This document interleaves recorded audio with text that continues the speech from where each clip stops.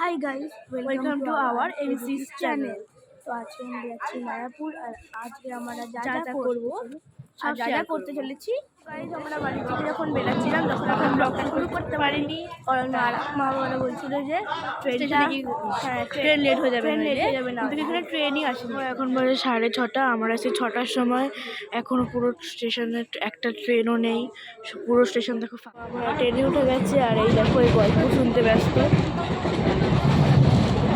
আমরা পৌঁছে গেছি, এখন টোটোতে উঠে গেছি। তো এখন আমরা টোটো দিয়ে ডাইরেক্ট ঘাটে যাবো, আর ঘাটে এসে তোমাদের সাথে তখন দেখা করবো। ও ঘাটে যাওয়ার সময় এই সিনটা আমার ভীষণ ভালো লেগেছে, দেখো কত সুন্দর জায়গাটা, এটা একটু ক্যাপচার করলাম। আমরা এখন চলে এসেছি ঘাটে, আর আমরা এক্ষুনি নামলাম। আর এই যে চুল ঠিক করতে বসে গেছে, মানে স্টাইলের, আর কি বলবো। ঠিক আছে, আমরা এখন ওর সাথে পড়া দেখা করছি। এখানে অনেক ভিড় আসলে, ঠিক আছে।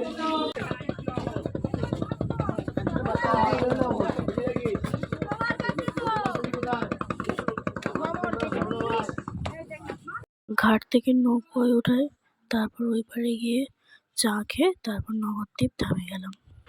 এই আমরা ঢুকছি, এই দেখো,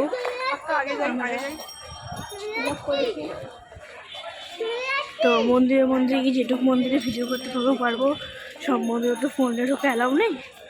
তো দেখা হচ্ছে মন্দিরে গিয়ে। চলে এসছে মন্দিরের সামনে, এই দেখো মন্দির, মনে হয় না যে ফোনে ঢুকতে দেবে, তাও দেখছি যদি ঢুকতে দেবে ভালো, তাহলে তোমার সাথে শেয়ার করতে পারবো, নইলে আর কিছু করার নেই আমাদের। আমরা যখন ঢুকছিলাম ওখানে অনেকে ভিড় ছিল, এর জন্য আমরা মোবাইলটা অন করারই সময় পাইনি। আর আমরা একটা মন্দির দর্শন করে এসেছিলাম, তো ফটো তোলা নিষেধ, হ্যাঁ একদম করা। তো আমরা ভাবছি যে যদি আমরা ওখান দিয়ে আবার ফিরি, তাহলে হয়তো আমরা ওখান দিয়ে তোমাদেরকে দেখিয়ে দিতে পারবো। আপাতত আমরা এখন যাচ্ছি, তোমরা আমাদের সাথে আসো। হলো এখানে কিছু করতে হবে, মোবাইল জমা দিতে হবে। তো বাই বাই। ওখান দিয়ে বেরিয়ে এসেছি জুতো খুলে পরে, এখন আমরা যাওয়ার পথে আছি।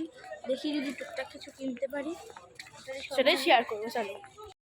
বেরোনোর সময় দেখি ফোনে মাত্র 15% চার্জ, আর আমরা যখন ফোনটা জমা দিয়েছিলাম ওই সময় চার্জ ছিল তোমার 85%। তো তার জন্য আমরা আর ভিডিওটাকে এন্ড করতে পারলাম না, তো এখানেই এন্ড করছি।